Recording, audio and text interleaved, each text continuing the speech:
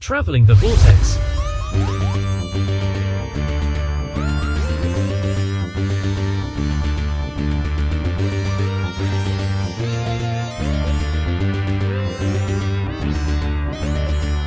We've joined the Doctor as he travels the Vortex and are at episode 575, where it's all fun and games until you don't roll your dice well.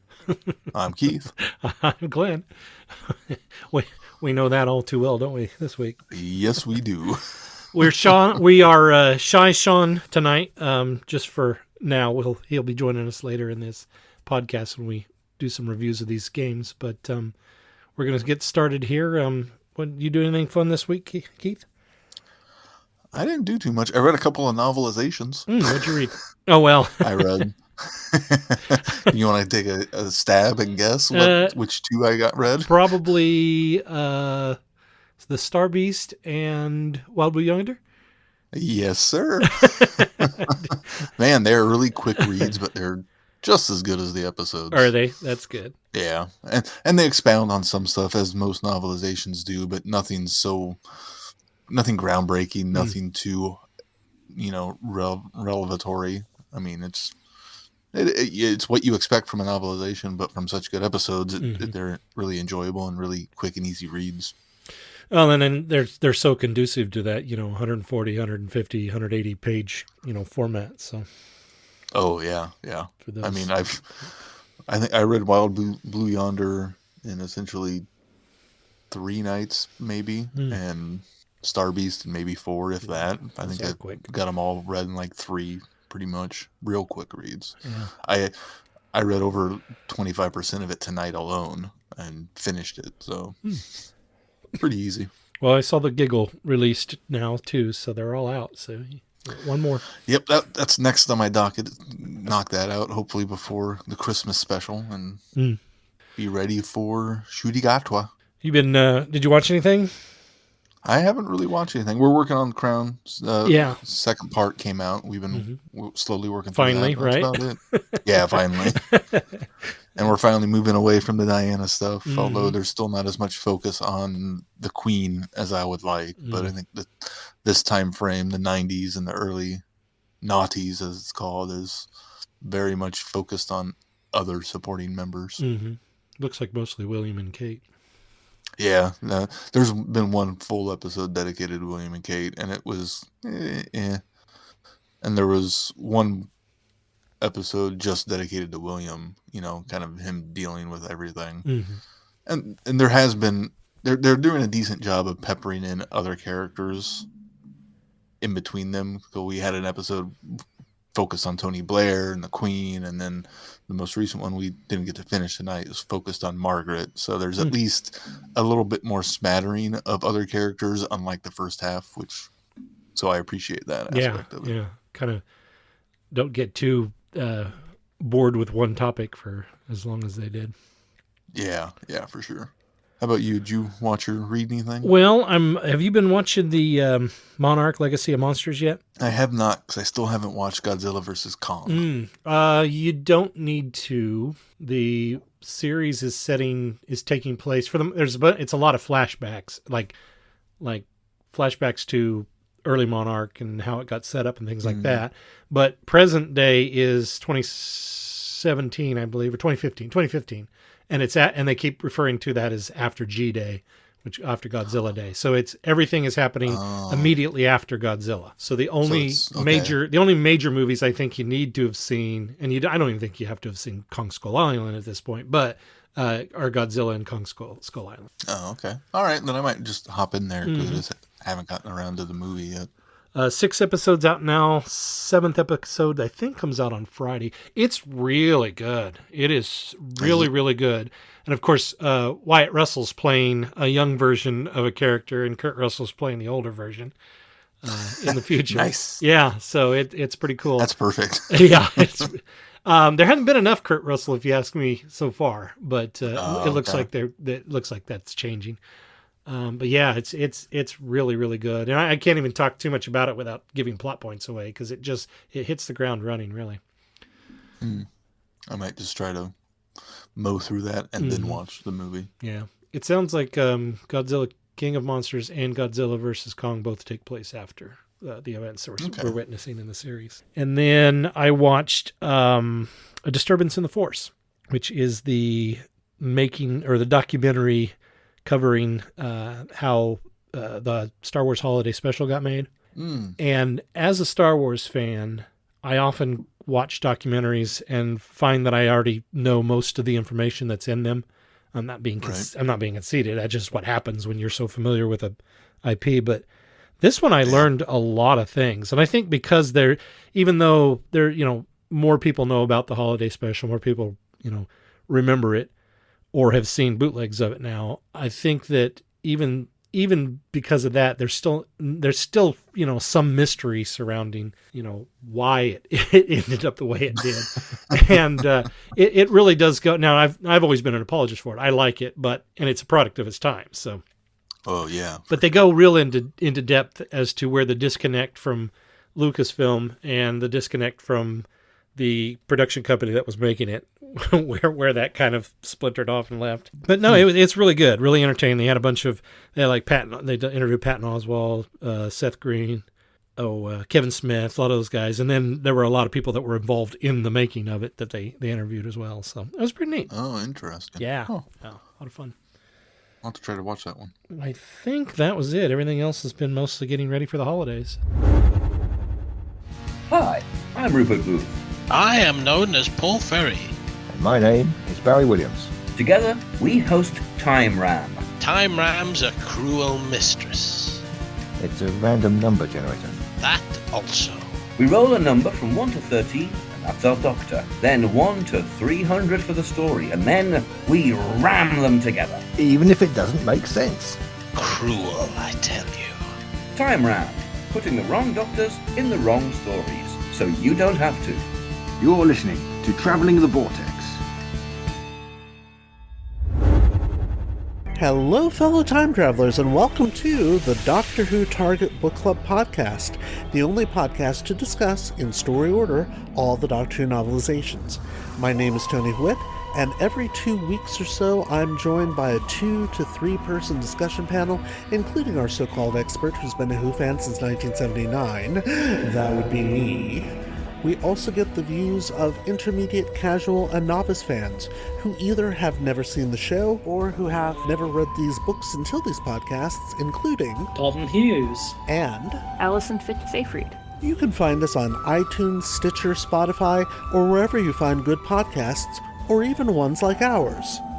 You're listening to Traveling the Vortex, a Direction Point podcast.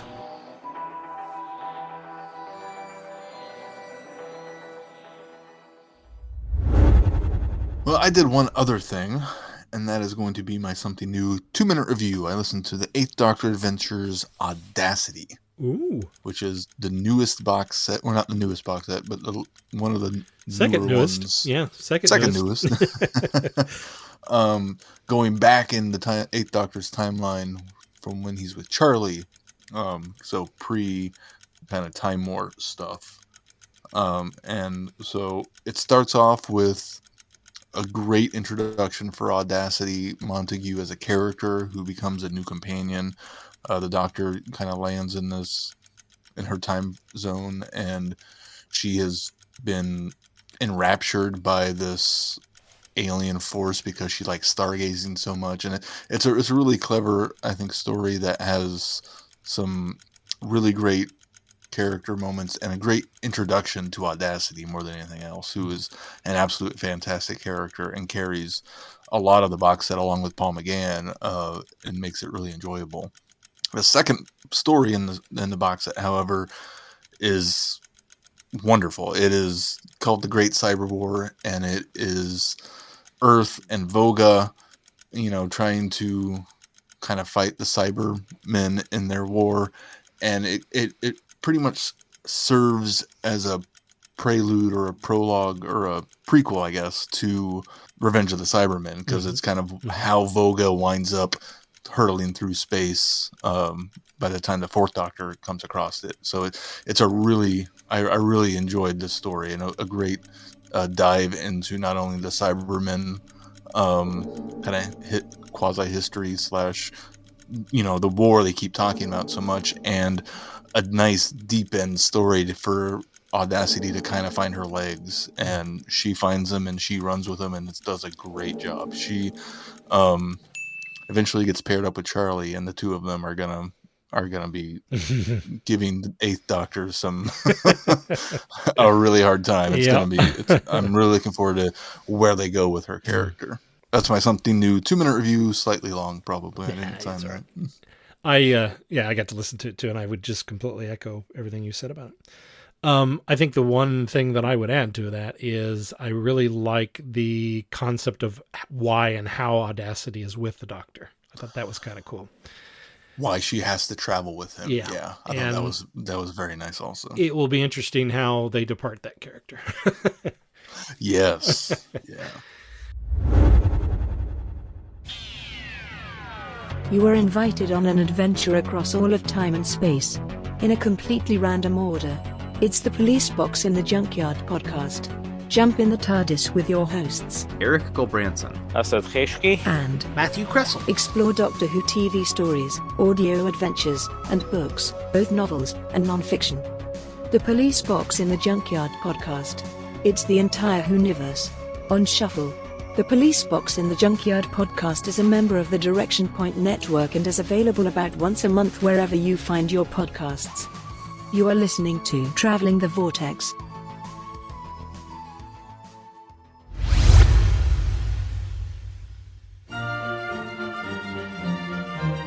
We are going on a journey, a very long journey, through the world of the Target novelizations in publication order. Every week, we are looking at a new book, talking about Terrence Dicks, Malcolm Hulke, and all our Doctor Who novelization friends. Whatever you do, keep turning the pages.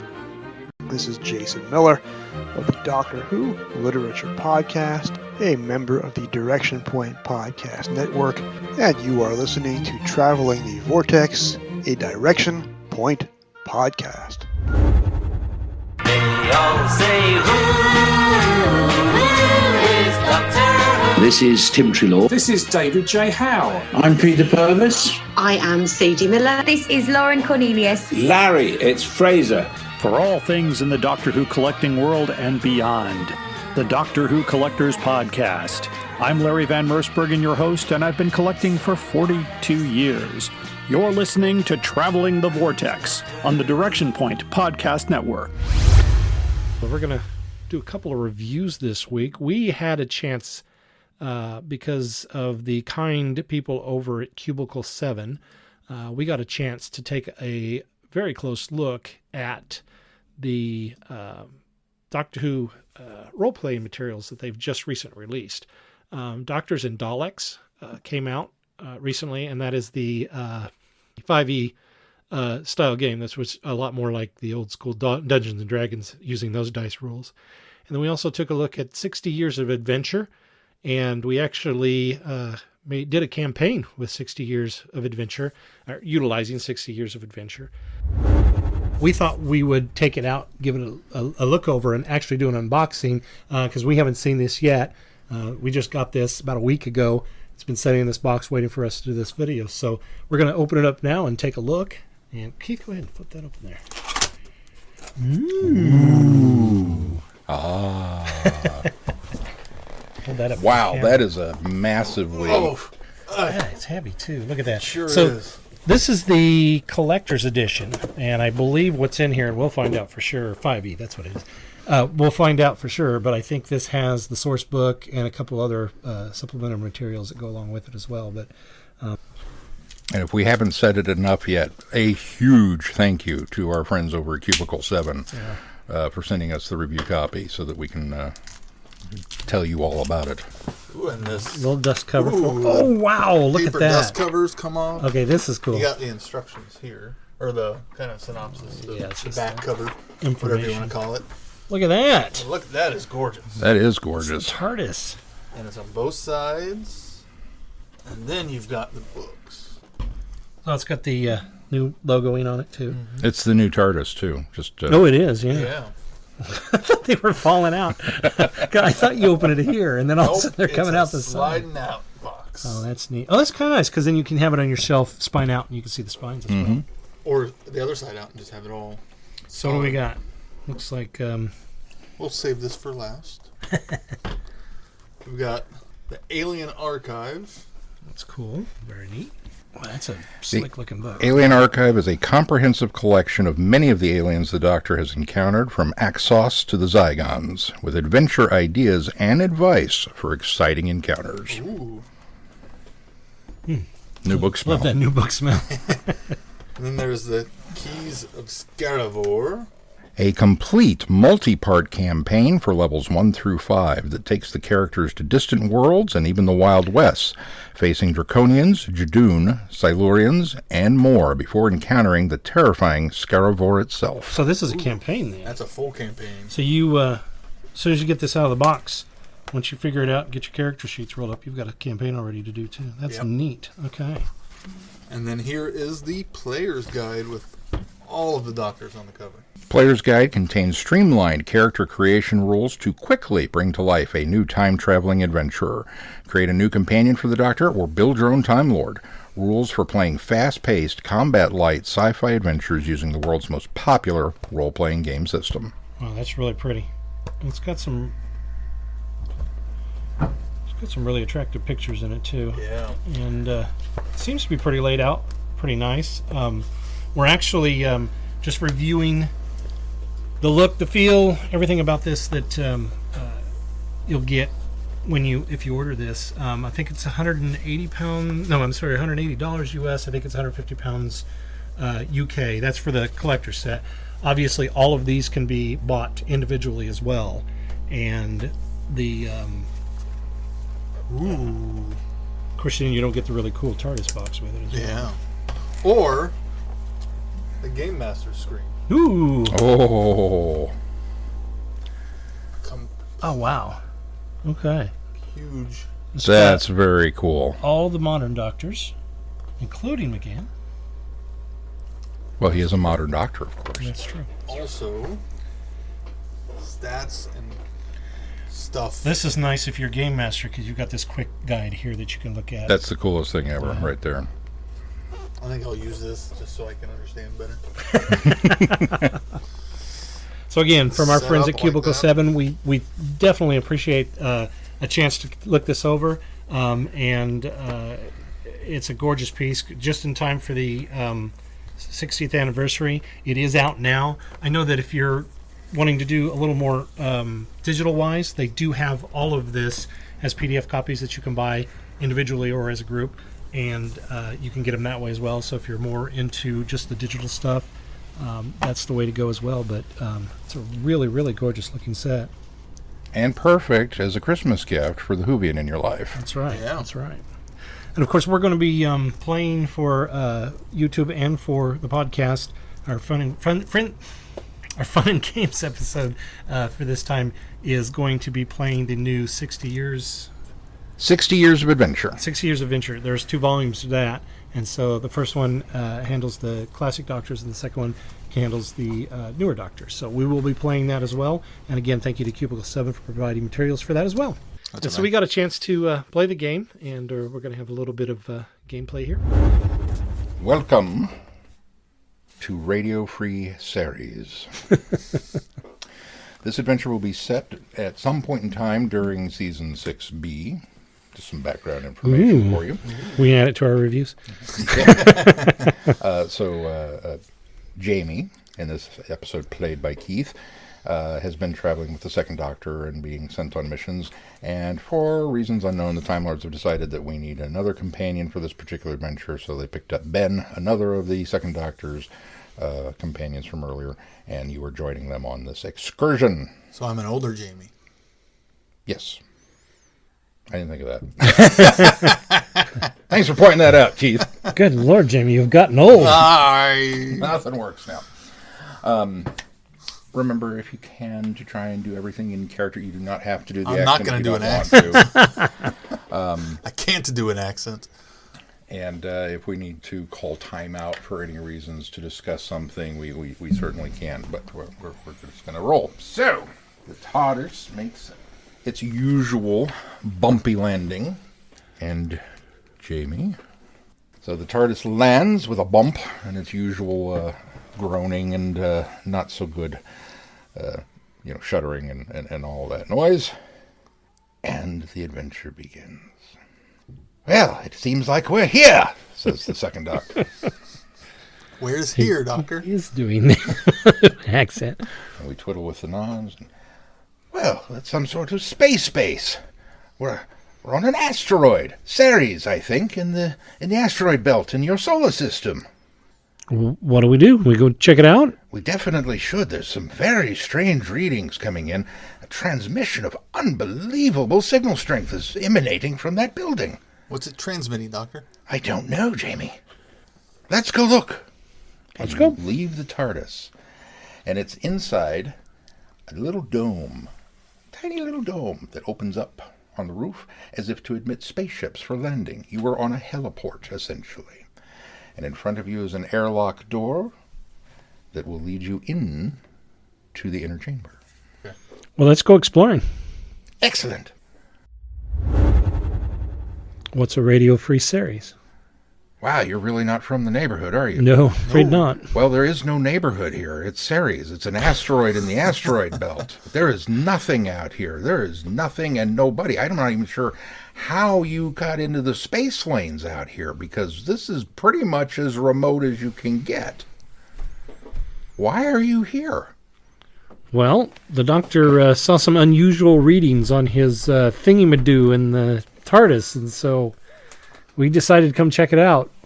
Doctor, what were your readings, or what made you so curious about this place? Those transmissions of immense power. Oh, right. Oh, well, yeah, that tracks. We're a radio station. See, out here in the asteroid belt, we've got miners and prospectors and deep space lanes as humanity is traveling back and forth to the farthest reaches of Saturn from the Mars base. And Silas takes you into the broadcasting booth, which is a very tiny room on the far side of the station, pointing out various points of interest along the way. And as he looks through the window, he notices a very tall, somewhat pudgy older man sitting at the console, wearing a white jumpsuit. Silas is suddenly brought up sharp. Oh, yeah. I forgot he's on duty. We probably don't want to disturb him. Well, who is he? Why not? Let's just say Elvis has a very specific mindset about his music, and it's best not to interrupt him. That's not the Elvis, is it? I don't think so, but that's the name on his HR paperwork, and all we can really get at him is "Thank you very much." Well, what else can I show you if he's in there? This was kind of a boring station, but and at that moment, a blood-curdling scream is heard echoing down the corridors. Let's go check it out. Sounds like Craig, and you all rush back down the hall. And when you arrive back in reception, you find Craig slumped over the desk, dead. He looks dead.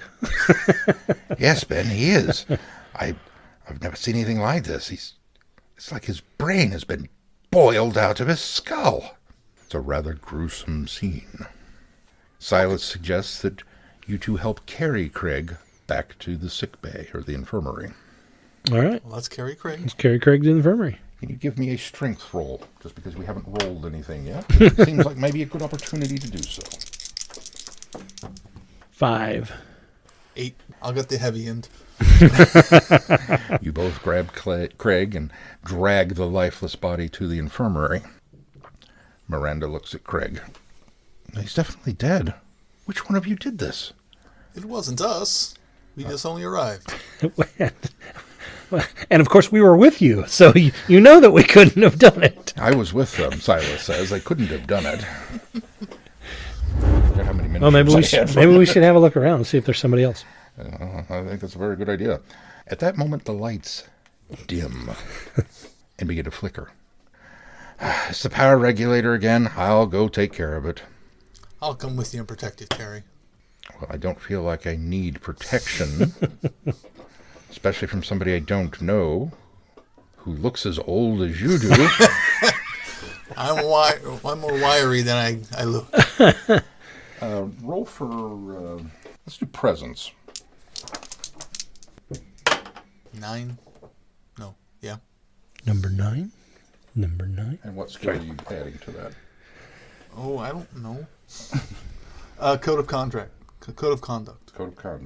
What's your skill, dude? What did you? Oh, you used a trait, not a skill. Oh, you used a trait, not a skill. Well, I got convinced, so I'll use Yeah, convinced. there you go. Convince Yeah, then to add the attribute. So, and you have a trait as well. Okay. 4 plus 2, 6. Plus your roll. Plus 9. Oh, that's a lot of math. That's 15. 15. I was told there would be no math. Okay, you have convinced her that, yes, you would be okay to bring on the expedition. Jamie, you and Terry have arrived inside the power center. Big, huge, massive generators. And they're doing that cool Frankenstein zzz, zzz, zzz thing, you know? You can see the electricity coming off these things. Tesla coil. Yeah. The room is lined with these things all the way around in a circular motion, and there is a platform that extends out into the middle of the room where the control panel sits in the middle. But you notice that the far right-hand side, 2 of those generators are flickering less than the other ones. They're not quite working. Hey, Terry, are those supposed to be not flickering as strong as the rest? You're absolutely right, Jamie. Something's totally wrong here. I'm getting power readings that are off the scale with what should be generating. It's like, I don't know, somebody tried to turn them off and did a really botched job of it. Well, how would you turn them off? From where? Well, you shouldn't be able this to. Control center? Everything should run from this control panel, but the end readings are not right. I think I'm going to have to get down there. Stand here and watch this panel and look at these 2 red buttons. If they go off, or if you see this number rise above 70, holler at me, okay?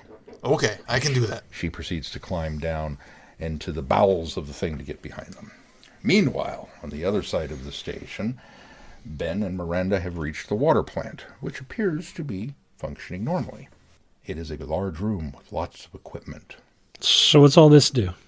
Well, this is the water treatment plant. It handles our refuse, and water heats and cools the facility because it goes through the boilers and then, runs. It's very scientific and basically just a big engineering kind of thing. I don't notice anything wrong. Everything appears to be working properly. Wait, did you hear something? Did I? Give me a... You have awareness? You do have awareness. I do have awareness, yes. Give me an awareness check. 3 plus 9, 12. You can hear softly in the background a scuttling noise, as if something is crawling. I do hear something. It sounds like it's crawling around. Let's go check it out. All right. Here, I happen to have a torch in this cupboard. And she hands you a flashlight, for those of you that don't know what a torch is. Perfect, and I'll turn it on. Give me another awareness check. Mm-hmm. Oh, not as good. 10. The flashlight sputters and dies. Oh. Great. I'll pound on the bottom of it a couple of times, because that's what you do. That's what you do. The torch goes out. Are you adding a skill to that roll as well? I was not. You have one that might, I guess, technology maybe, or... Science. Oh, technology. Ben's technology. pretty swift. Yeah, technology is 2. Oh, okay. So you're... It doesn't really help too much. 2 plus 4 is 6 plus 7? Yes. Wait, no. For what now? What was your attribute? My attribute was awareness, which was 3. So we had a 9. If we had 2, then that's 11. No, we had just 10. Sorry. If we had 10... Okay, it still didn't... 12, yeah. Oh, you got a 12? Yeah. The flashlight sputters to life after you pound it. After I pound on it, it comes back on. We'll fix that. Okay. Batteries must have been loose. Bad contact. Scuttling continues. So I'm going to shine the flashlight and start looking around. Give me another awareness check. Okay, 3 plus 7 is 10 again. Underneath one of the big equipment module things, you can see a flash of something orange, almost like a tentacle. Well, I was going to reach down there and grab it, but now that I know what it is, I think maybe I'll I said almost. stay back. Did you see that? Miranda asks. Yeah, I saw it. What is that? I have no idea. Well, we've got to stop it. We can't let it get out of here. Go around the other side. I'll try and flush it out this way. All right, sounds good. She grabs a broomstick and begins poking it under the... The scuttling gets closer. Ben suddenly has the realization, what am I going to do with this thing? I'm going to look around and see if I can find something that I could trap it with, like a box or something, if it's small enough. All right, give me an awareness. Okay. Oh, there we go. 9 plus 3, 12. There is a small toolbox located off to one counter with just a handful of little screwdrivers and spanners and things in it, nothing major. I'm going to empty it out on the bench. All right. The scuttling rushes forward. You can hear it coming from underneath the equipment. Are you prepared? I'm going to try and catch it. In this case, let's do a... Coordination. Oh, 10. Look, my coordination's 1 You point want to add better. a skill to that? Oh, yeah, maybe I should. Always Let's add your see. skills. Athletics. Let's add the 4. That's a good roll. Yeah. This orange blur comes out from under the equipment, barrels into you. It is moving incredibly fast. It is much bigger than you thought. It is much stronger than you thought. Not going to fit in this it box. Crashes into you, Okay. and you are thrown to the floor. Uh-oh. The toolbox skitters out of your hand as whatever this is moves past it and sweeps it aside with a tentacle. And it scuttles toward the air duct. Well, we got to stop it somehow. I guess I'll reach out and try to grab it, see if I can hold it back. Let's do coordination again. 10 plus 4 plus probably athletics, which would be 4. 18. You are successful in grabbing one of the slimy orange tentacles, not unlike an octopus. What are you going to do now? I'm trying to figure out what you would. I did not expect you to catch this thing. We're in uncharted waters already, kids. I think at this point I'm going to need some help. Maybe I could club it, knock it out. Try that. What are you going to club it with? The toolbox. Can I reach the toolbox? You can try and reach the tools, yeah. What do... Let's do, actually, we're going to pause there. Yeah, we're going to yeah, leave you on a cliffhanger. Okay. Who's dutifully watching the screen and listening to Terry curse as she pounds on the underside of the equipment. The number is slowly rising, but it is not at the, what did I say, 75? 70. It is not at 70 yet, it's at 60. It's like the whole bottom of the power generator has been ripped out. I've never seen anything like this. Fortunately, we've only lost 2, but I don't know where to go from here. What could have done it? Any ideas? There's nothing native to the asteroid. We've never had any problems like this before. Can you fix it? Given some time and some tools, Jamie stands hopelessly lost in an enormous room full of racks, full of parts, full of bits, full of bobs. Nothing is labeled. She said it was labeled. Some orange tentacle thing came and pulled off all the labels. We'll come back to you in a moment. Now he's got to figure out what to do with you. Ben. Yes. You're on the floor. Yeah. I'm going to reach. Currently grappling with a thing. I'm going to reach. It's a metal toolbox? Metal toolbox. I'm going to reach for the metal toolbox Metal and try to hit it toolbox. with the toolbox. All right. Give me a coordination. Okay. Oh, because I'm grabbing for it, not Grabbing using it for yet. Okay. And then whatever skill you think you would Well, need let's to see. add to 7 plus coordination was what we did? Mm-hmm. Yeah, so 11 plus probably athletics, probably, right? So that's another 4. 15? You are successful Yeah. in grabbing the metal toolbox. See who's rolling good now? The thing starts to try and squiggle out of your grip in your other hand. All right, I'm going to try to smack it. Let's do strength and fight. Strength on that one. Okay, strength and fighting. Ooh, a 10 plus strength is 14 plus fighting is 17. You clobber the bejesus out of this thing. I've knocked it out. Kill Yes. it? It has stopped moving. It is softly breathing. Oh, good. I didn't kill it. Doctor! Doctor! She calls as she runs down the hall. Jamie!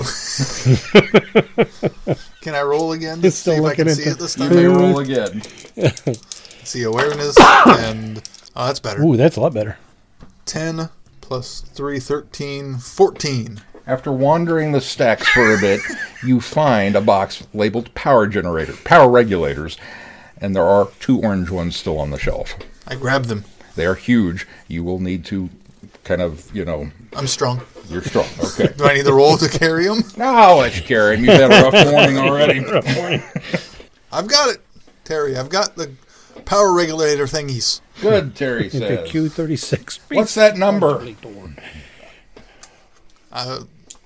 It's at 65. I'll allow it.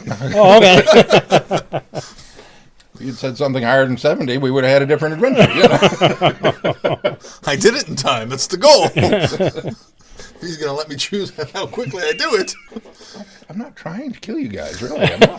Do you want me to throw this at you, Terry? How do you want to get it? No, that's too heavy. I'll come get it. And she comes and collects one of them and crawls back down into the bowels of the thing. Keep watching that number. Make sure it doesn't go anywhere. I'm going to try and jury-rig this. Where would you like to go look for Silas? Are you just going to come and make a whole circuit of the business, or would you like to roll for awareness and maybe try and get a clue as to where they went? I'll roll for awareness to try to get a clue, although I think having heard them scuttle behind me in the hallway, I know where they are, but... Safe bet, but we're not going to metagame. Good roll. 10 plus 3, 13 plus 2 for survival. I'm just going to always use my biggest number. I'm going to allow it. All right. You can clearly say... that would be a survival instinct, I suppose. You can clearly see the slime trail on the ground leading back to the infirmary. I run back to the Well, infirmary. wait a minute now. Point of order. We dragged this thing this way, didn't we? Did we? Well, so Well, I guess maybe we didn't. Maybe we dragged it around the I other can way. go this way. I don't know. They're on exact opposite sides of I the guess if building. you follow the slime trail, it's circle. whatever it You went. look this Either way, way. I see a slime trail. Okay. You can clearly see there is a slime trail to follow, going around whichever way you choose to follow it, leading It's to a the circle, infirmary. it's fine. All right, all right. Silas, the other broadcast booth has been sabotaged. When you enter the room, you can see everybody gathered around a thing.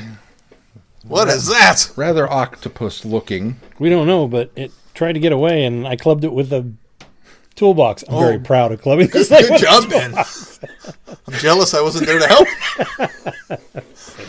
I've got a Dirk that would have done a great job. Silas turns to look incredulously. What? The broadcast center's been damaged? Yeah, someone sabotaged it. I don't know how, because I don't know technology. Where's the little girl you went with? She stayed behind to see if she could fix it. You left her alone? With things like this roaming the I station? didn't know that was roaming the station. I'm going to go find her again. We should go back. Doctor, do you have this? Yes. I'll take care of this. Which one's Silas? This one? That one's Silas. And you two wander back. On the way, you hear some sort of scuttling noise.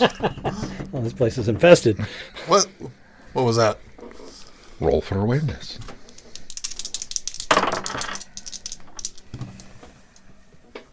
Seven. The scuttling gets quieter, and it appears to be heading away from you. Good, let's keep going. Or Silas, you go check it out. You go to Terry, I'll go check out the noise. All right. Be careful. And Silas moves on. So should I roll for awareness again to listen? Awareness again. I want to club a beastie. Oh, no!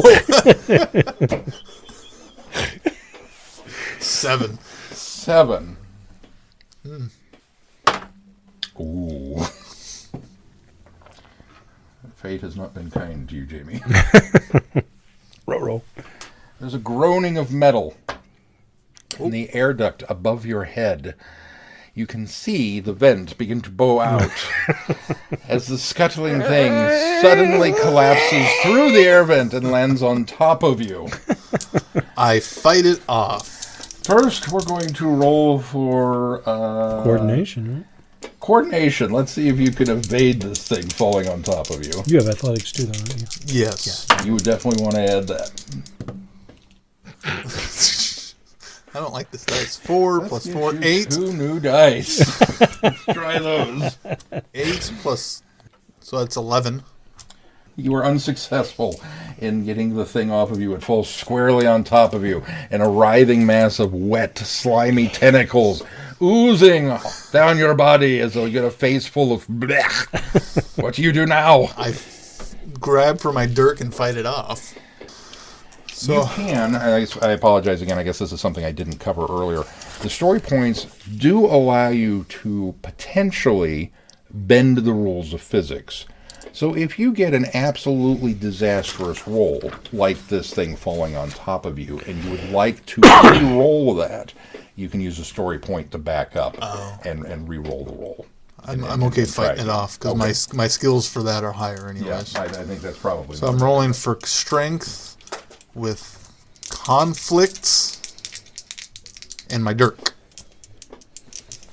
I'm going to need a calculator. Ready? Ready. Come on, quit spinning. 6, 12 plus 18. I don't have another model. Yeah, let's see what... We had some success there. Or you had some success there. The outcome on this is... You successfully dirk the heck out of it. You got to smash a beastie. Yeah! It falls into a lump of wet slime at your feet. Still breathing, but clearly unconscious. Still. It's slimy and slippery. Doctor, look, we found another one. Oh my. I clubbed it with my dirk. How many of these slimy things are on this station? It's looking worse and worse all the time. This has not gone the way his story was supposed to go. That's all right. Roll an awareness. Awareness, Who, yes. both of us? Both of you. 9. I got 11 plus 3. 14. While the doctor busies himself fussing over the one you dragged in, you both happen to notice behind him, the one on the table's brain cavity, for lack of a better term, begins to pulsate. And there's a rising pitch in the air. Doctor, I think it's waking up. The doctor turns and is knocked to the ground as Craig's dead body rises up off the table. Good thing we didn't inject him. Sweeping his arm forward and clubbing the doctor awkwardly. He cannot speak, but an eerily inhuman sound comes out of his mouth that sounds like "Ah!" Don't ask me to do that again. What do you do, gentlemen? Well, do we attack the... Well, are we aware that... And are we aware enough that it's the thing that's controlling them, since we did see the pulsing? I mean, it seems to me from a character standpoint, we wouldn't necessarily put 2 and 2 together right away. That is a good point. Let's do... Because I guess it depends on, in my sense, who I'm going to attack first. Right. Whether I'm going to attack the guy that is animated or whether I'm going to attack the beast, knowing that it's what would be doing the causing it, puppeting. Let's roll for ingenuity. Okay. Both of you. We don't have... Oh, yeah. Okay, so I've got 14. I got 14 also. From your point of view, it is extremely obvious that the psychic abilities of this thing are reaching out and reanimating poor Craig. So I'm going to say, Jamie, I think this thing's controlling the body. Let's attack it. Should one of us restrain Craig while he attacks? That's not a bad idea. Do you want to do that? I'll do that. All right. I'll restrain Craig. I'll attack the squid. Where's my toolbox? Here, take my dirk. Oh. You'll need this. Or should it be reversed? Or should it be reversed? Maybe I should hold, because I don't really have one, but you do. I have a weapon, and I can use a story point. I've got an idea, Jamie. You use your dirk on the orange thing. I'll hold Dwayne? Craig. Miranda backs into the corner, screaming while Craig approaches. Okay, then I'm definitely going to go. I'm going after Craig. Okay. And I'll go after the monster. Well, you go first. Oh, no. I got a 7. Oh, wait. But I got fighting, so 3, 7, 8, 9, 10. I got a 10. You rush at the beast. No, you rush at Craig. And at the last minute, Craig whirls and screams at you. My ears. Your initial attack deflects off of his shoulder as he turns. It does hurt him, but it only seems to serve to anger him. But he's leaving Miranda and now turning to face you. I rush to attack the beastie. Jamie. Oh, that's not as good as I hoped. 6 plus 4, 10. Plus 14 plus 18. You were very effective with... Now, what are you clubbing him with? My dirk. The dirk. Then I will need another story Yeah. point.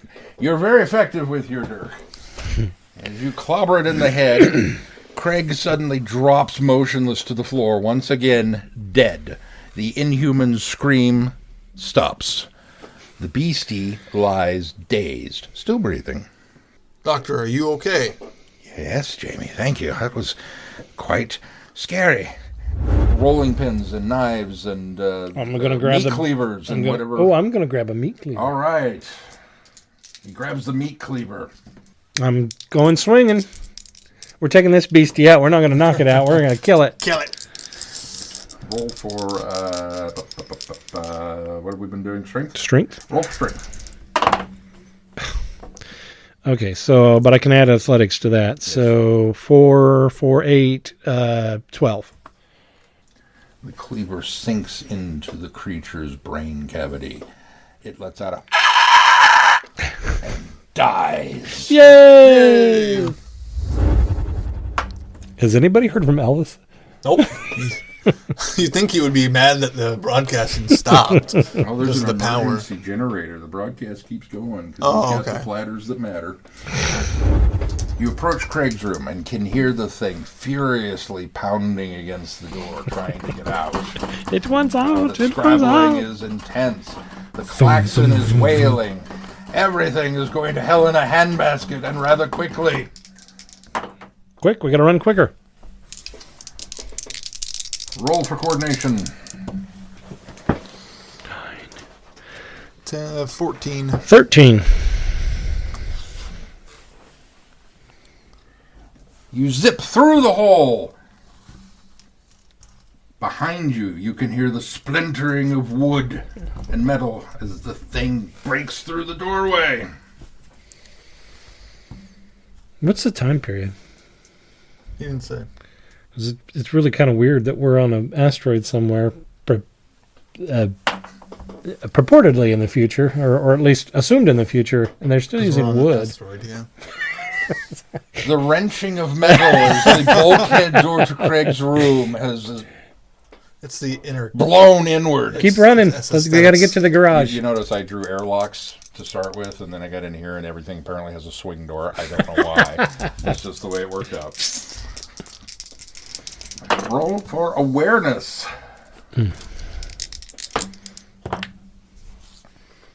11. 9. The scrabbling continues to get louder. Roll for coordination. Ooh, 15. 7 plus... No, 14. 11. You successfully reach the garage. Yay. Everybody files in. All right, let's get them in the buggy. These dice suck. Must be the ones Keith had. I went back to these because they're better. Get them in the buggy. Inside the garage. Let's lock the garage door behind us. Good call. Good thinking, Jamie. Barricade the door. I wouldn't have thought of that because I you don't lock before. doors. Terry rushes forward, flips the lever, and the garage door clunks shut. The scrabbling noise quiets some. The klaxon is as loud as ever. The dune buggy sits before you, looking very much like an old Earth moon buggy, like the astronauts It's like would an take. old Earth Batmobile to me. I didn't have time to build it to scale or paint it. A computerized voice blares over the PA.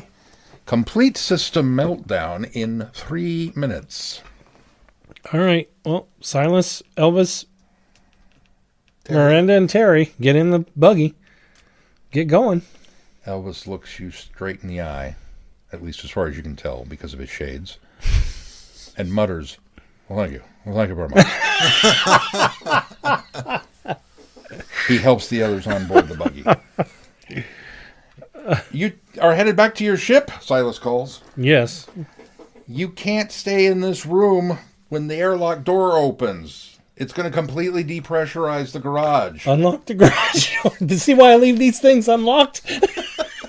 But the beastie's at the door. I wish the T-mat was operational, but it went down last week. There's a T-mat.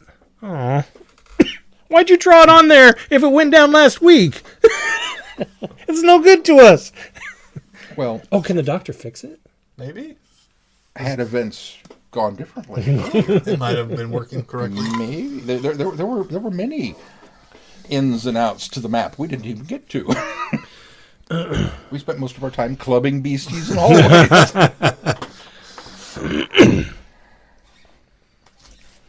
Well, do you want to ask the doctor if he can attempt to fix the let's T-mat? see if the doctor can. Doctor, you think you can fix it? with your Sonic? The doctor takes a look. What's a Sonic? Oh, wait, no, I was there in Fury in the Deep. No, it wasn't. What's a Sonic? He's got this new device. It's called the Sonic Screwdriver. It fixes things. Oh. Can you fix it? Without knowing what's wrong with it, I don't think we have time. I think we're going to have to risk the hallway. All right, let's risk the hallway. Okay, let's risk. Put your fighting gloves on. Silas, Elvis, Margaret? No. What was her name? Miranda? Terry. Terry? I can get Terry. Maybe I should say that first. There's 5 of us. It was nice to meet you. I wish it was under better circumstances. Good luck. Be careful. Down the hall, take a left out the door, take another left to get back to reception. Okay, thank you. Here's the flashlight. Oh, thank you. She tosses it toward you. Make a coordination roll. So if we can unlock the door? No, see if you can get to the flashlight. 6, 7, 8. Coordination was 12.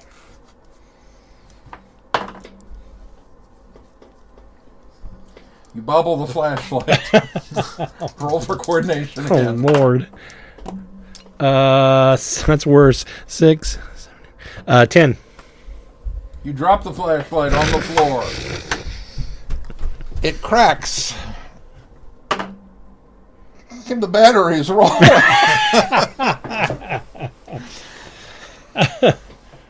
Wait, we had 2 flashlights. Where's the other one? Doctor, you still got a flashlight? Oh, yes, I forgot. I have a flashlight. Let's run. 2 minutes, says the computer voice. All right. Go. Unlock the door. Unlock the door. Roll for, let's do awareness first. Oh, Lord. 7, 10, 5. Got to roll. Oh, wow. I rolled the lowest thing you can roll with 2 die. Wow, snake eyes. Ben's not going to make it. Just before you open the door, Jamie realizes that not only has the scuttling returned, the noise, there might be one right outside the door.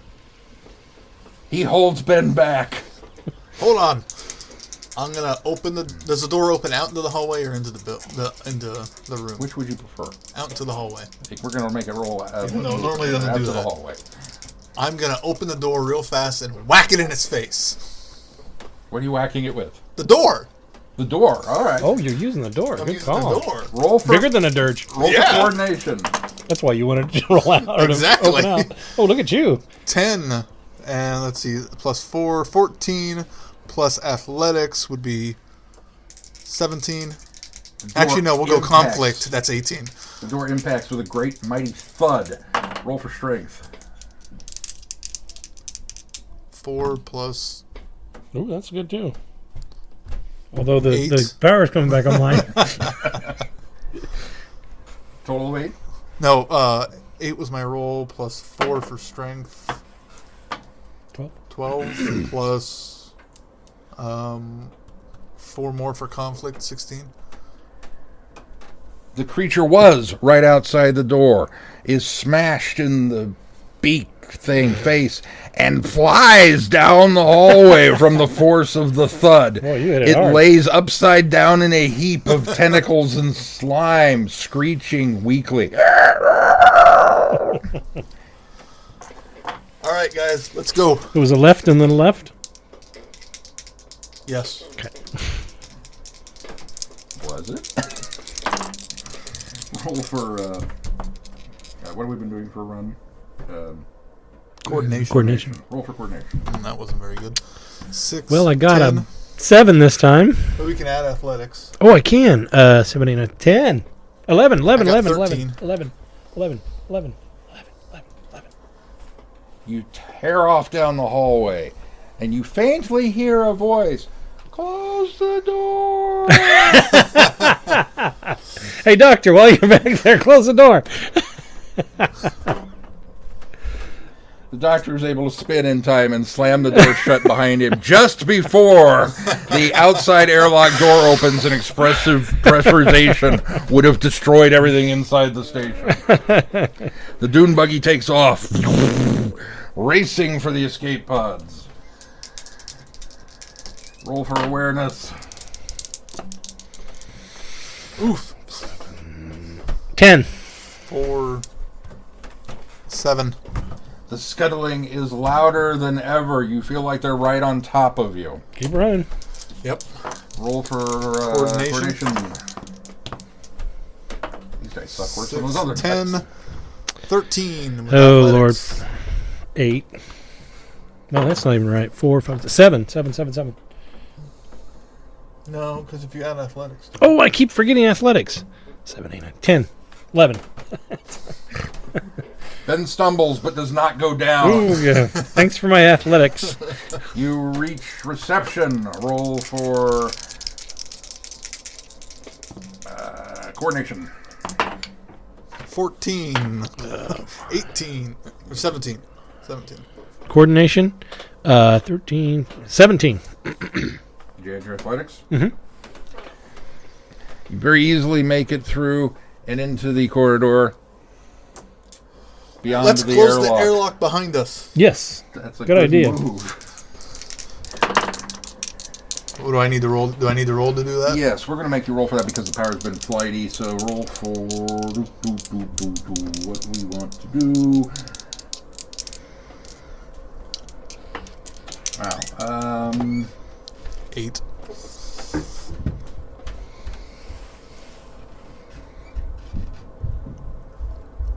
What's the best attribute for that?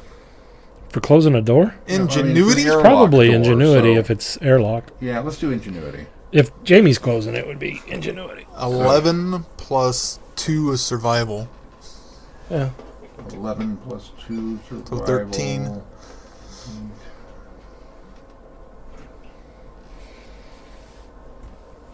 So your total is 13. The airlock door refuses. Here, let me try. Ingenuity. Oh Lord, 7. What did you add? Survival. I added survival, but if you have something strong. 11. Aaron.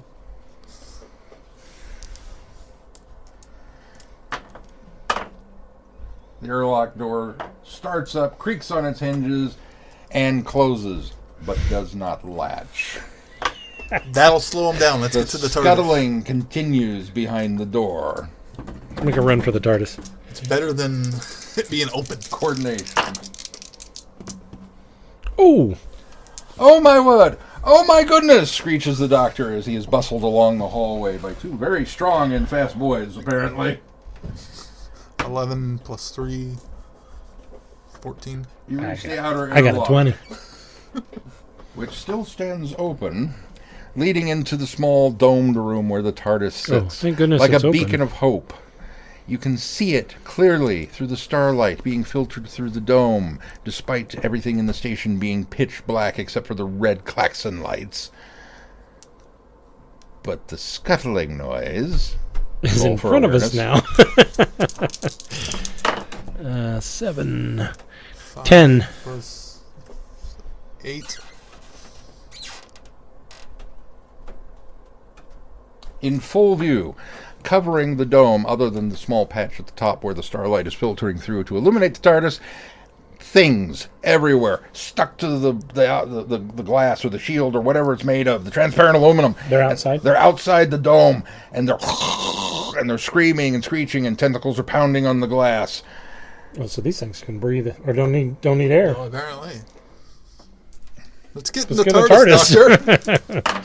One more coordination roll. 8, 12. 9 plus 16. 4, 13, plus 3, 16. You successfully make it inside the TARDIS. The Doctor sets the controls, and you dematerialize. Just before you dematerialize, he turns on the scanner, and you can see the escape ship lifting off the surface before an immense explosion destroys the station. Oh, thank goodness. And wipes everything out. A ship goes up before an immense explosion of the station.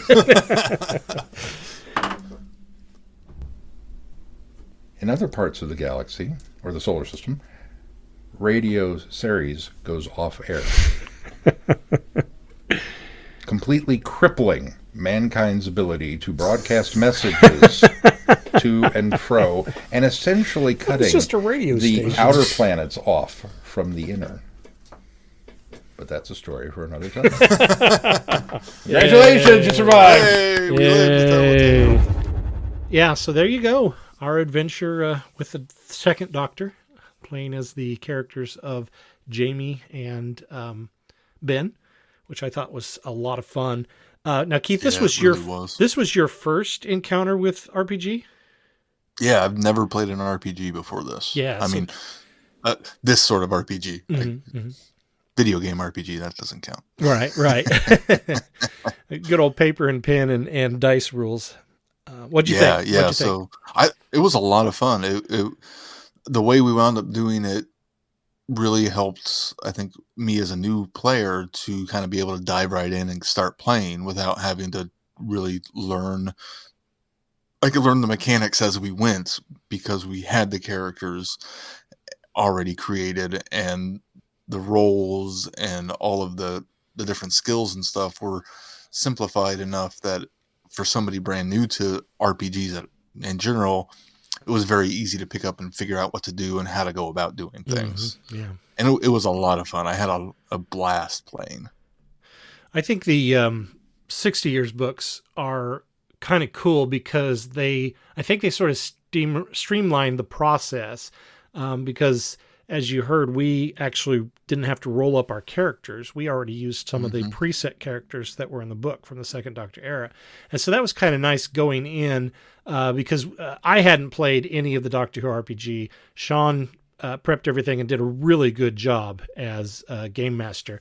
And he kind of came up with a scenario story all of his own. He did use the 60 Years adventure books as well as Cubicle 7's ongoing Doctor Who RPG that they've been doing in the past as well. So we kind of put together all those materials and used it. But I think the Doctor Who 6 Years of Adventure was very helpful because it gives you, it gives a lot of scenario setting for each of the Doctors. The first book covers the classic Doctors. So it goes up through Paul McGann, is that right? Or does it go up through... I think that's right. Okay. So it goes up through Paul McGann, and then the second book, of course, is the modern Doctors. So it starts with Christopher Eccleston, and then goes all the way up through Jodie Whittaker. And so, yeah, just really helpful. If you haven't played RPG, I think these do a good job of setting it up for you and kind of holding your hand a little bit as you get into it. And I think that it helps a lot with like world building for a game master and kind of helping put the scenarios together. There are adventures that come in the book that a game master can use in order to just already have a pre-existing campaign and just kind of guide the players from there. So that's kind of helpful. That's what I thought was pretty cool. Just looking at the book as someone who'd never played before, And if I wanted to start playing, they gave me adventures that I could go with, or they give you the kind of criteria of here's what defines a second Doctor adventure. Mm-hmm. It's one of these sort of things, and this is typically what happens in those stories. So they did a really good job not only giving you adventures to play, but breaking down, okay, here's how the mechanics of the era work. Mm-hmm. Yeah. And how the characters would kind of react to sort of things. I think it was really handy to, we actually got PDF materials, which you can buy online at Cubicle 7's website. And the PDF materials were, really kind of handy because you keep them digital. But as you heard us talking about the Doctors and Daleks set, it was kind of nice also to have sort of the tactile stuff to kind of look at the quality of these books that they put together. And they are high quality. They books. are high quality. They're so nice. That box set looked beautiful. It's just really, really nicely done. Inside, the pictures are done very well. I think there's some that are kind of touched up artistic ones, and then they also have photorealistic or they have actual photos from the serials. And so the books are gorgeous. Everything looks really good. You can tell that Cubicle 7's put a lot of care in this game, and a lot of care in holding on to this license and doing with it what they're doing, because they're really doing great things over there. And it looks like, just based off the pictures from their website, the Daleks, the Doctors and Daleks, the collector's edition that we opened up, really is just a bundle with the screen and a nice box for them to go in. I think all of the books themselves look like they're just as high of quality as the collector's edition is. And I think that you can buy each of those individually as well. So yeah, you can. Yeah. So a fine job over there if you get a chance and to pick these up and want to play. And then I think Shaun's got some plans for us in the future, and I think we're going to get some gameplays together that we will be sharing with we're actually going to share some of the game playing with our sister podcast. Some of the gals with Five-ish Fangirls have agreed to play, and so we'll probably do some online play and be releasing some of that stuff exclusively for our patron supporters. So be sure you're be sure that you're a supporter of us on Patreon. If you get any value out of this podcast, why not consider putting some value back into it? You can do that by clicking on that link on our website, travelingvortex.com. And we're not just going to have the RPG up there. We've got quizzes up there that you can take, audio materials like that. We've got some interviews and things like that. So there's some exclusive audio for up there that you can. It kind of supplements what we do here on the main show. So be sure to check that out. Well, I guess I'll do the schedule since Shaun's not here this time. So actually, I'll let you do it. Yeah, Keith, what do we got coming up on the schedule? We've got Christmas, the Church on Rose Lane, dropping Christmas Day on Disney Plus for us, and BBC One and the iPlayer in the UK. Mm-hmm. That's what we're going to tackle next. That's right. Of course, and then who knows? Right. That'll be. Let's see. We'll be into the next year by the time the next one comes out. So we've got a lot of fun things planned for the year ahead. And of course, you may not be getting that next week's episode as soon because we're spending time with our families for Christmas. And so we'll probably record that after we kind of have gathered ourselves from the holidays, and we'll get that out there as soon as we can. So, well, make sure that you are following us on travelingthevortex.com. And we are also on several of the social medias. We are on Facebook. We are on X. We are on Instagram. We are on Twitter. So be sure to check our accounts out there. And you can join in the conversations on our listeners forum at Facebook. You got anything you want to talk about that we talked about on the show? You want to give us your input? You can do that there. And we try to interact with you guys as much as we can. And then please also give us a 5-star rating wherever you subscribe to the podcast. It helps bump us up in the ratings and recommendations. Anything else we need to touch on, Keith, before we close this one? Not that I can think of. If not, then until next time, I'm Glenn. I'm Keith. Cheers. Be seeing you. Thanks for listening. You have been listening to Traveling the Vortex. Doctor Who and all of its associated programs are owned and trademarked by the BBC. No infringement is intended or implied. Direction point! Direction point! A Doctor Who podcast network.